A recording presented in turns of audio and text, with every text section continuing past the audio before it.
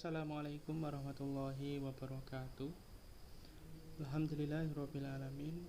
Alhamdulillahilladzi hadana li hadza wa ma kunna linahtadiya laula an hadanallah. Laqad ja'at rusul rabbina bil haqqi wa nudu an tilkumul jannatu uristumuha bima kuntum ta'malun.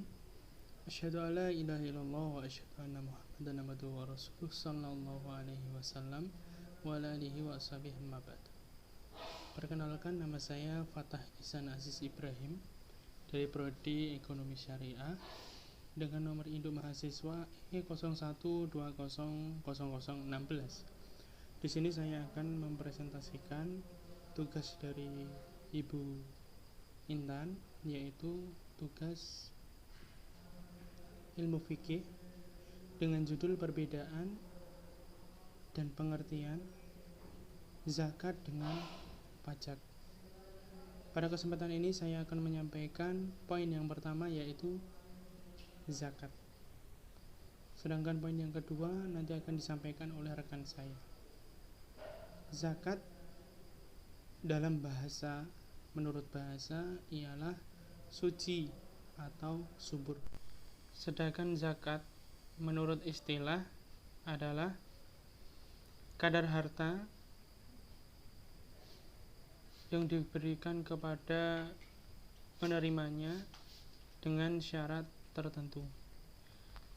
Zakat merupakan kewajiban bagi setiap orang Islam, baik yang sudah balik maupun yang belum balik. Namun dalam menetapi kewajiban ini ada perbedaan, yaitu antara zakat mal dan juga zakat fitrah. Jadi macam-macam dari zakat itu ada dua. Yang pertama adalah zakat mal, yang kedua adalah zakat fitrah. Kita ulas yang pertama dulu, adalah zakat fitrah dulu. Zakat fitrah merupakan zakat yang wajib dikeluarkan bagi setiap muslim. Biasanya dikerjakan setelah melaksanakan ibadah puasa Ramadan. Sebelum sholat Idul Fitri sudah harus dikeluarkan dan juga sudah harus dibagikan. Sedangkan zakat mal tidak semuanya wajib mengeluarkan. Namun zakat mal itu wajib dikeluarkan oleh orang yang sudah nisab untuk dizakati. Sedangkan harta yang wajib dikeluarkan zakatnya yaitu yang pertama hasil pertanian, yang kedua harta terpendam, barang tambang dan kekayaan lainnya. Selanjutnya emas dan perak. Selanjutnya perniagaan dan perusahaan, binatang ternak, saham dan surat berharga, hadiah atau harta yang tidak terduga. Adapun orang yang berhak menerima zakat itu ada 8. Bisa dikatakan adalah 8 asnaf. Hal tersebut dijelaskan di dalam Al-Quran surat At-Taubah. Yang pertama adalah orang fakir. Fakir adalah orang yang tidak mempunyai pekerjaan atau sumber pendapatan yang jelas dan tidak mencukupi kebutuhan hidup minimalnya. Yang kedua adalah miskin. Ialah orang yang mempunyai pekerjaan atau sumber penghasilan yang jelas, akan tetapi belum bisa memenuhi kebutuhan hidup minimalnya. Jadi masih merasa susah. Yang ketiga adalah riqab. Yaitu orang yang keadaannya dapat dikategorikan sebagai budak. Orang-orang yang tertekan ekonominya. Kemudian gharim. Gharim ini adalah orang yang tidak mampu melunasi hutangnya atau keberatan hutang. Yang kelima adalah sabilillah. Orang yang sedang beramal sholih, melakukan kegiatan di dalam sabilillah. Selanjutnya adalah ibnu sabil.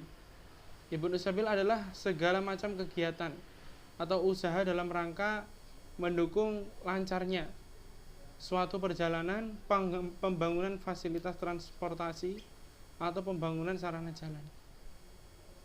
Kemudian mu'alaf. Mu'alaf itu adalah orang yang baru saja memeluk agama Islam. Yang kedelapan adalah amil.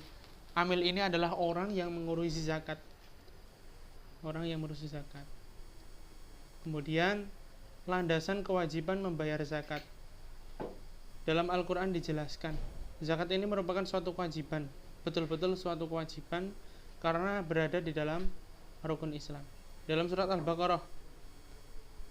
Al-Baqarah itu juga dijelaskan, yang artinya di ayat 43, dirikanlah sholat dan tunaikanlah zakat dan rukuklah bersama orang-orang yang rukuk. Wa aqimus shalah wa atuz zakah warka'u ma'ar rakiin.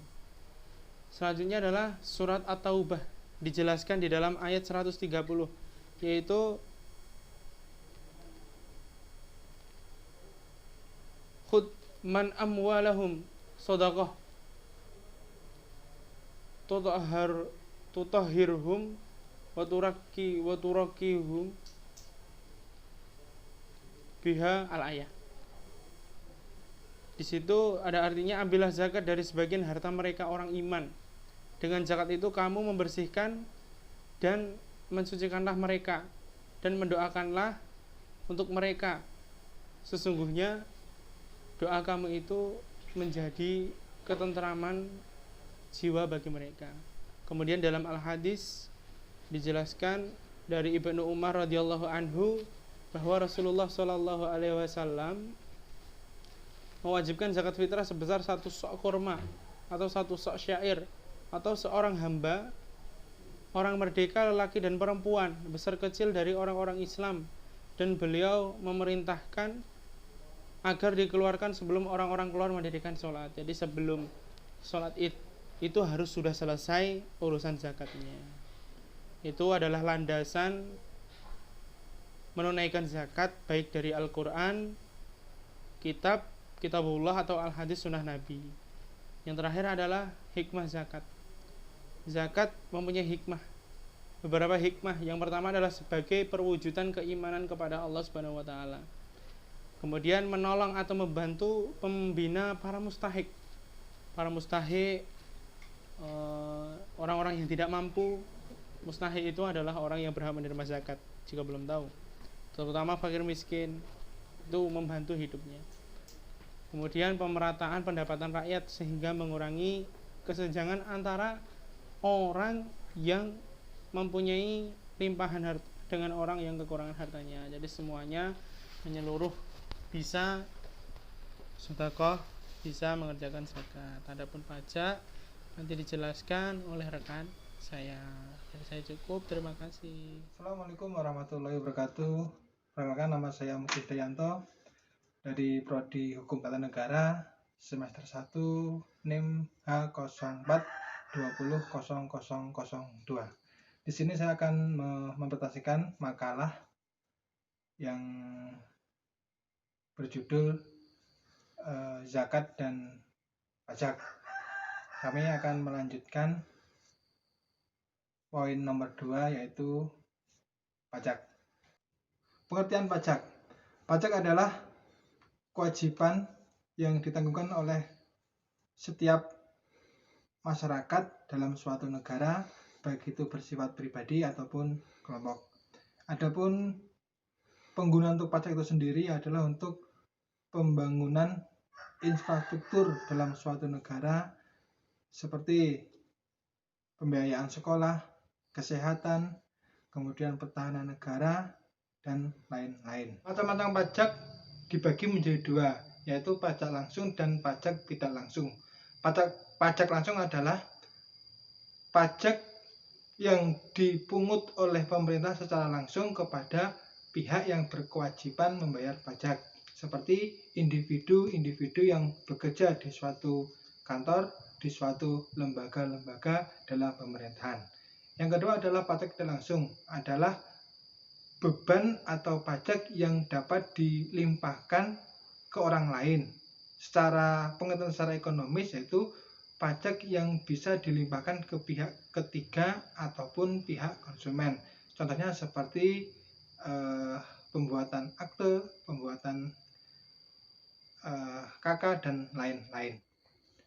Contoh pemungutan pajak pusat yaitu adalah pemungutan yang dilakukan oleh Dirjen Pajak seperti pajak bumi, pajak penghasilan, dan lain-lain. Yang kedua adalah pajak daerah.